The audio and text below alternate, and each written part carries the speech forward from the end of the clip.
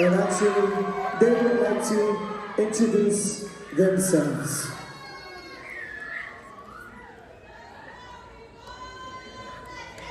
Hello, my name is Mehura and this is my wife Jeannie Napoleon. We are the group leaders of Kātoa based out of San Diego, California. The dancers representing Hiva Kātoa today for the Mehura category is Eva, Ivana, Malia, Maddie, and Riley.